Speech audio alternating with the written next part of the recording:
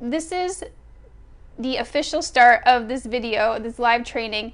Today's topic is why we actually want to have doubts in the beginning of a healthy relationship.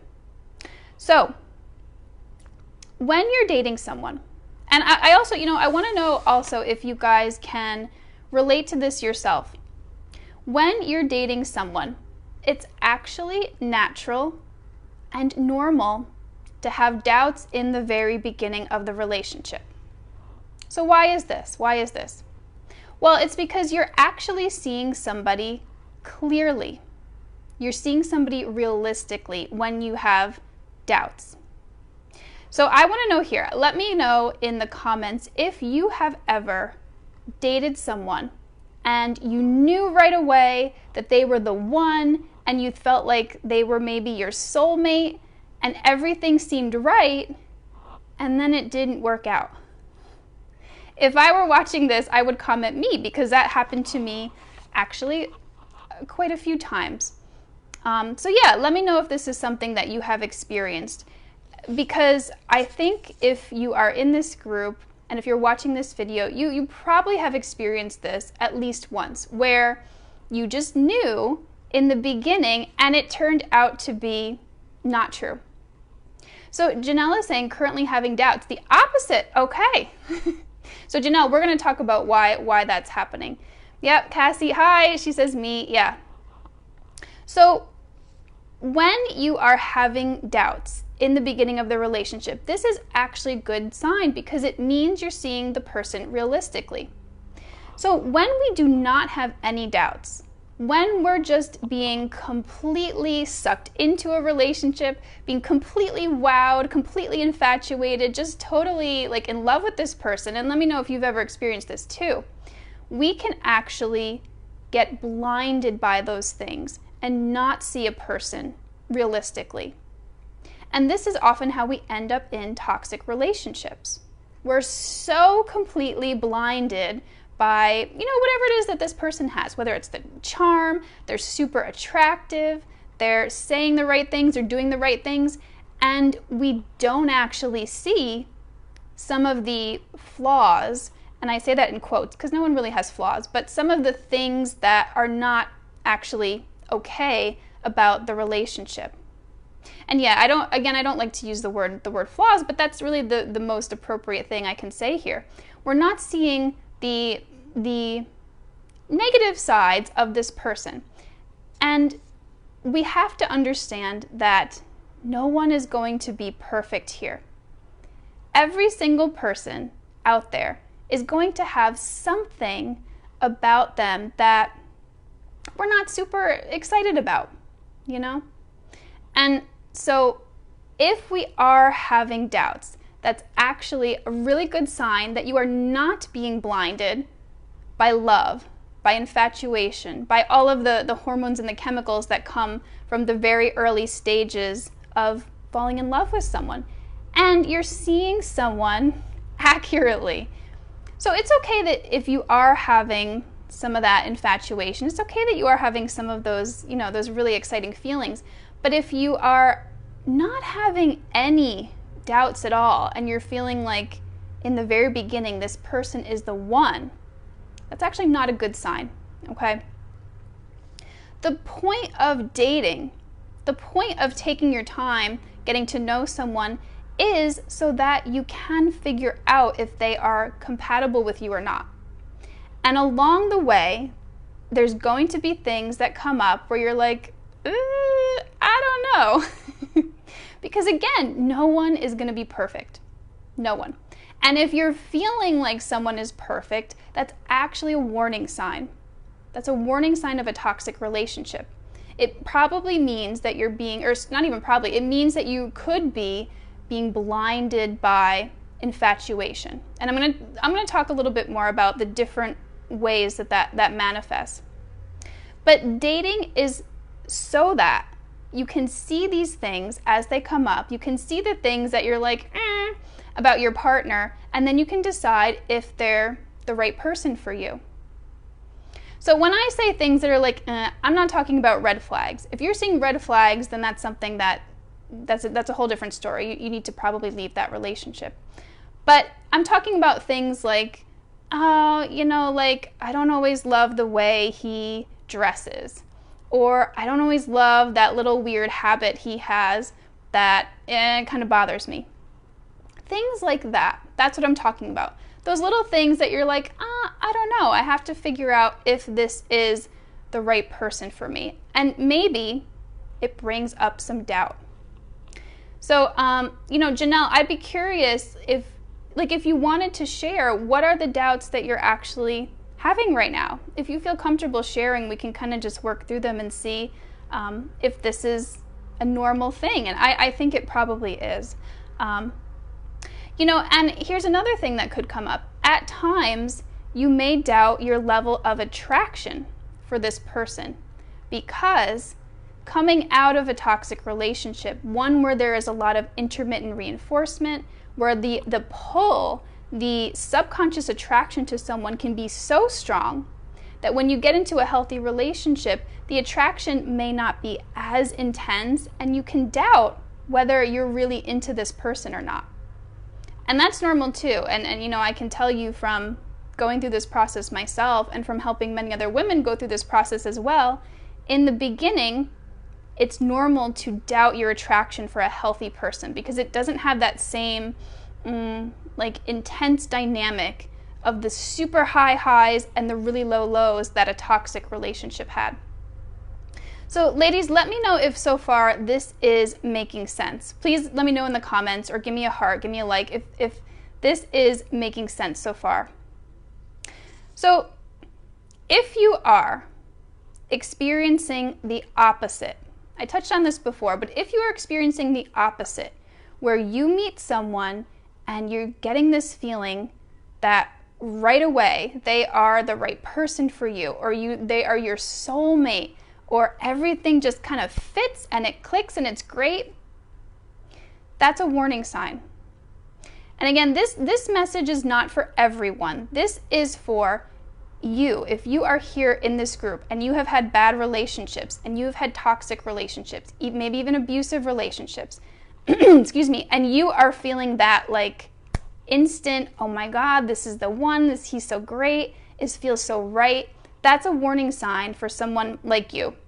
And it was for someone like me too. I can share the example of my own marriage. I was in a marriage that I wouldn't consider it abusive, but it was with a person who really was not emotionally available. So some people might consider it abusive. But when I first met this person, it felt right. It felt like I was coming home. It felt so familiar that I literally did not see the other very blatant things that really made us not compatible, and I was so blinded by all of this stuff that I literally didn't see it. And I just continued to go forward in that relationship because, I had been taught by society, by the media, by even peers, that when people always used to say this, when you know, right? When you know. It just should feel right. So I was like, great, this feels right. Let me continue forward here. Well, actually, it was not right at all. I was very unhappy in that relationship. But so really the point that I'm sharing here is for people that have this background, that have a background of having difficult relationships, or have a background of having trauma in childhood. If you are feeling that someone is right away, and you're not having any doubts, then that's a warning sign that you could be entering into familiar territory. So there's something else that people call a wound mate. And this could be a sign that the person that you're with, that you're feeling is right away, is actually a match to your subconscious wounds. And that's why it feels so right. So this is a warning sign. And what I can share from my own experience is, now that I'm in a healthy relationship, I had a bunch of doubts in the beginning. And I struggled with this for a while until I really figured out what this was about. And I had to do a lot of research and read a lot of books, and because I thought that maybe this was the wrong relationship because I was having doubts. But no, in fact, what many of the experts told me was that this is how it's supposed to be. If you're viewing someone realistically, then you're going to have doubts. If you're not being blinded by infatuation, then you're going to have doubts. And it's a normal and natural part of the development of a relationship. Now, if you have so many doubts that you really think that this relationship is not right for you, then that's what it is, and that's okay too. But if you're having periods of doubt followed by realizing, no, you know what, this is a good person for me. They have this characteristic, and they're showing up well, and they're treating me well. You know what? It's okay. I'm ready to move forward in this relationship. That is very normal too. So Cassie here is saying, I remember actually feeling scared of how strongly I felt for my ex-boyfriend in the beginning. I took the strong feelings to mean I was getting my new chance at love after my divorce, but now I think it was a big warning. Yes. And Cassie, this was the same for me too. Coming out of my divorce, that's how I ended up in a narcissistically abusive relationship, because I felt such strong feelings, and I was like, oh my gosh, this is it. It was really almost a spiritual experience for me. That was how strong the feelings were. And yeah, this person turned out to be terrible for me. So again, often this could be, if you're experiencing the opposite, where you're not having any doubts, this could be the experience that I talked about, which is that wound mate relationship, where you guys are coming together and their unconscious stuff matches your unconscious stuff, and it's like, boop, there we are. Seems like a perfect fit. Feels right. Feels like home. And it's because, again, their wounds are matching yours, and it's a perfect fit. But in reality, it is not a healthy relationship dynamic, even though it can feel very right. So I'm curious if you guys have experienced this too. If something has felt so right, but actually ended up being totally wrong. So if this is happening to you, if you are getting into a relationship where you're having no doubts, where it's like you're being, it can almost feel like you're being pulled into it, like it's just happening and you're at the mercy of this powerful connection, pause. Really pause and pull back, okay? Pull back and try to view this person realistically. And if you need to get help from a professional, I highly recommend that too, because sometimes it's really difficult to be objective about someone. When our feelings are so strong, it's kind of natural to just put the love goggles on, put those blinders on, and not see someone realistically. But try to do this. Try to pull back, and even if you have to make a list of the actual positives and negatives of this person, that can be helpful too. That can stop you from getting pulled into a connection that really is kind of toxic and not one that is best suited for you. So, something else I want to touch on here is some of the messaging that we get from the media, from Hollywood, from movies, from society.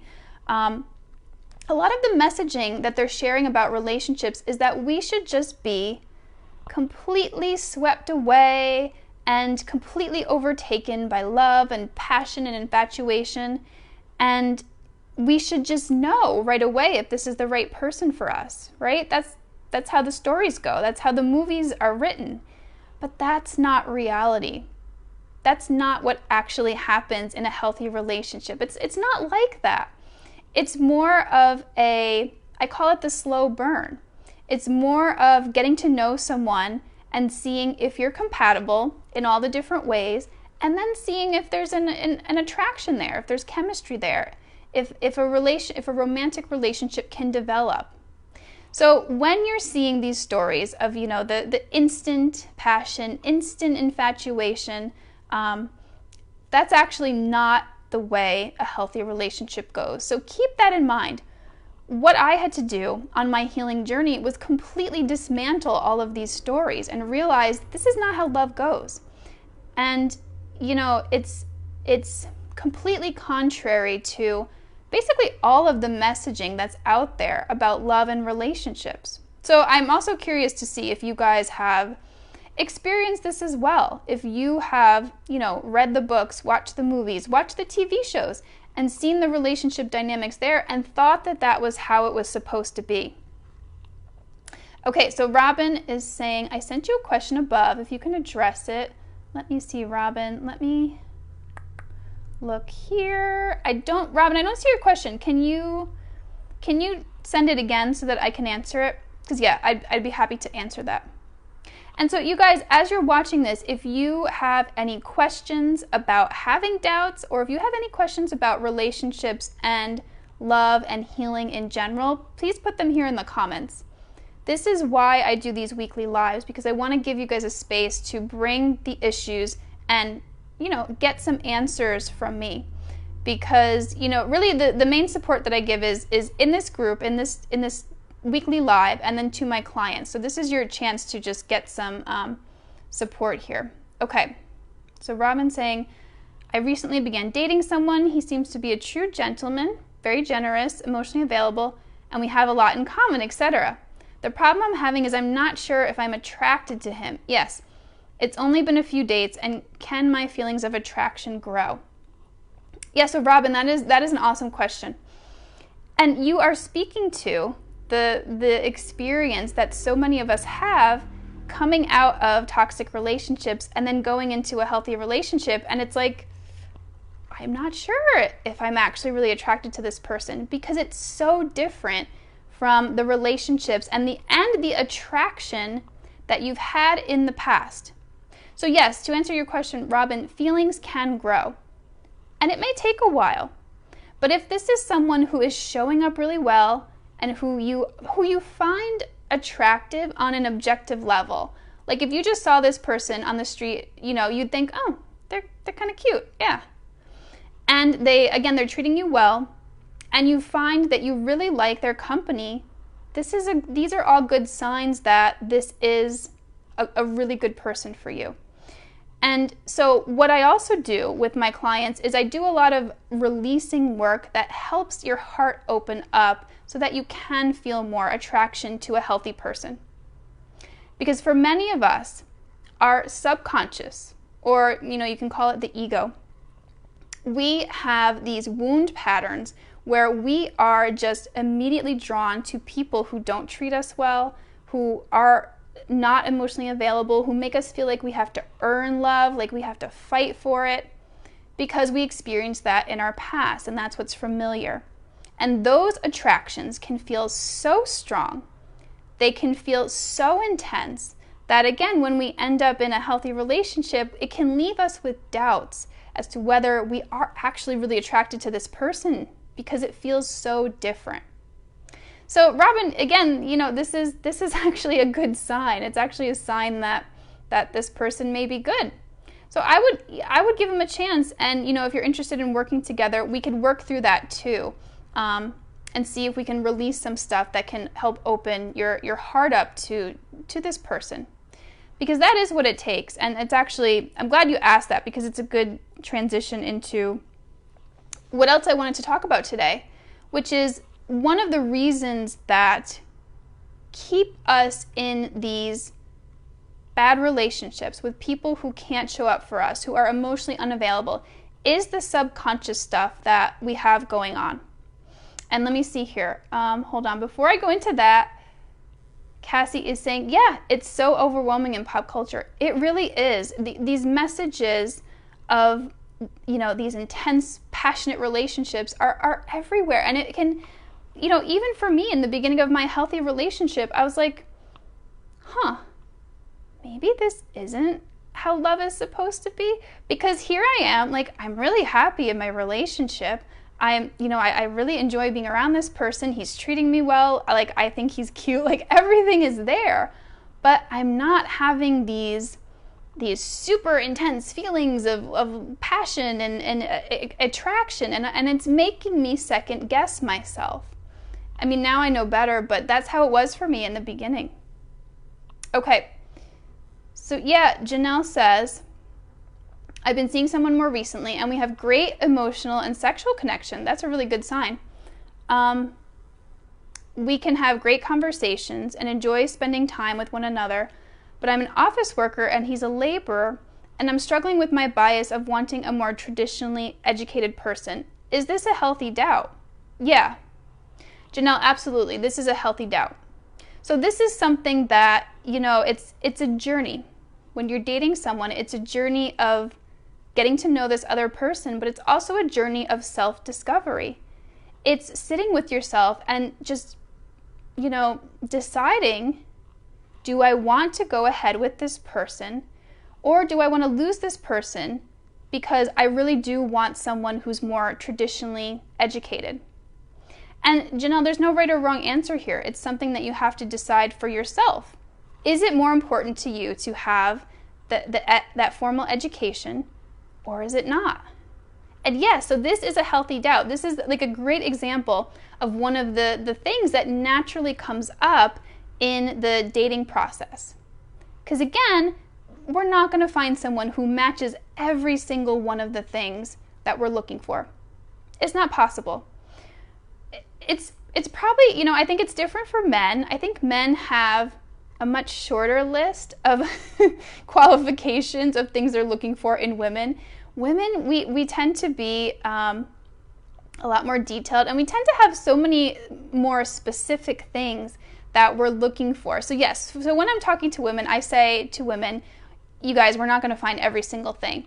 But, like in your situation, Janelle, if this guy is showing up in all the other ways and you really do feel this emotional and sexual connection, you might come to realize that actually education, it's not that important to me. It's not a deal breaker.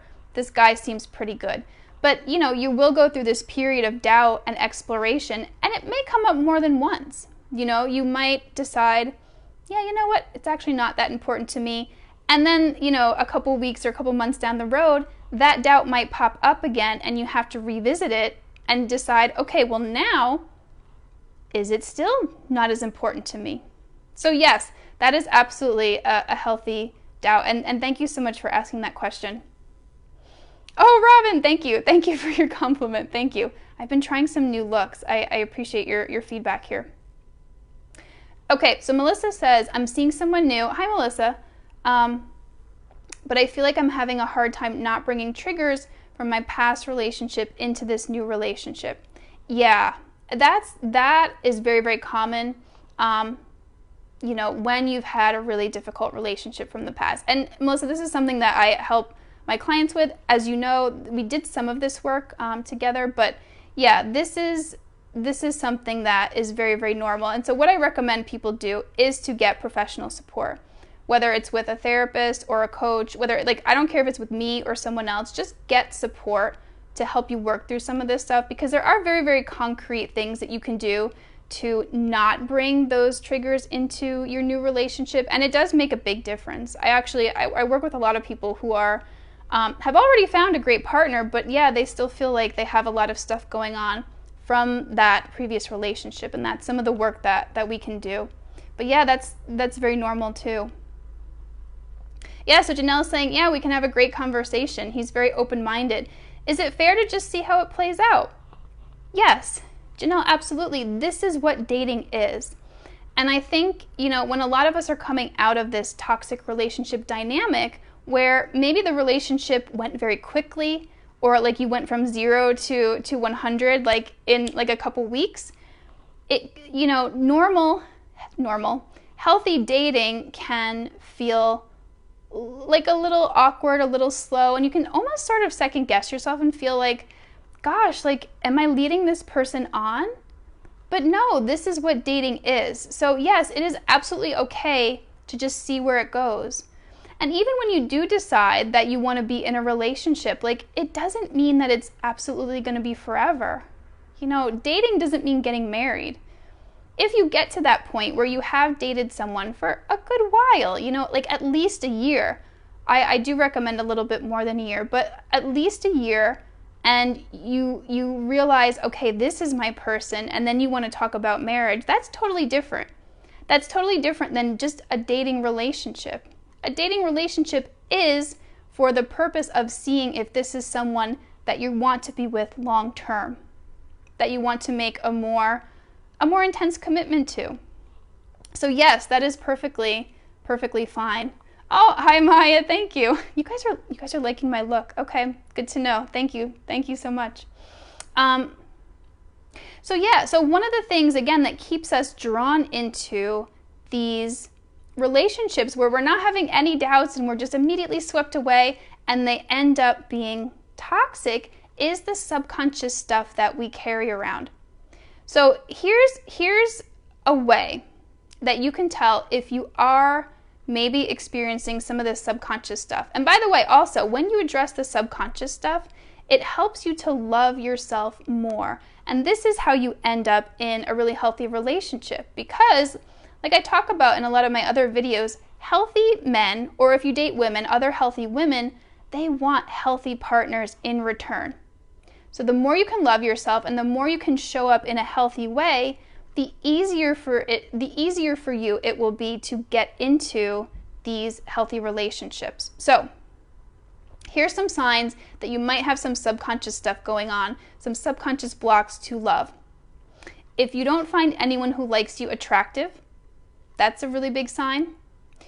You find that your type, and I've talked about this in another video, is men or women who are emotionally unavailable or who don't treat you well. Let me know if you've had that type in the past, because I can certainly say I had that too. Another sign that you may have a subconscious block to love is if you believe that there's no good men out there or no good women if you date women, okay?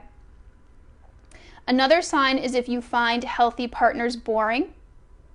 That happened to me once upon a time when I had subconscious blocks to love. I was in this, so I was dating this person who was a narcissist, and the relationship was rocky from the beginning. We were off and on. And in the off times, I dated other people, and I didn't find any of them interesting enough. Everyone was so boring compared to the narcissistic person who brought that extreme level of intensity and, chemistry. So yeah, that happened to me too, back in the day. Another sign is if you don't believe that anyone will love you as much as you love them. That's actually a sign of an anxious attachment, and that can be shifted to a more secure pattern where you actually do realize that yes, people can love you as much as you love them. Another sign is that you constantly feel not good enough in your relationships. That is a pretty big sign that there is a subconscious block going on. And the good news is all of this subconscious stuff can be addressed. All of this emotional baggage from our past can be released, and all of these limiting beliefs that we have can be shifted. So this is what keeps us from getting pulled back into these relationships, doing the subconscious work and going on our own healing journey. And this is what I specialize in. I specialize in helping women release these subconscious blocks so that they don't get pulled back into these toxic relationships again, and they can open up their hearts to healthy love. Because this is what it's all about here. This is why I created this group. It's to help you guys get out of these toxic relationship cycles and help you get into healthy relationships. So if you guys want 2021 to be the year that you find real love and love yourself in the process, comment healing journey in the comments and I'll reach out to you, or send me a message if you're interested in hearing more about that. Okay, Janelle says, great, thank you. Cassie says, yeah, my type for most of my dating life was men who didn't treat me well. Yes, that was mine too. No more. I love it. That's what it's about here, you guys. It's, I wanted to create this group as a healing space, not a space to just vent all the time about the toxic relationships. There is a time and a place for that, and that's helpful. But this is a space of hope and healing because it can be done. I've done it myself. I've made the shift from toxic abusive relationships to healthy relationships, and I've helped a lot of women do the same thing. So, oh, Cassie says working with Lindsay has been amazing. Oh, thank you. Yeah, and it brings me so much pleasure and joy to help all of you, like to work with you. Like for many of my clients, like Cassie, you guys are amazing. Yeah, And so if you have any questions here, please put them in now. This is your chance to get them answered. Any questions about love, relationships, healing, about having doubts? So Maya is saying, for me, it was one extreme or the other.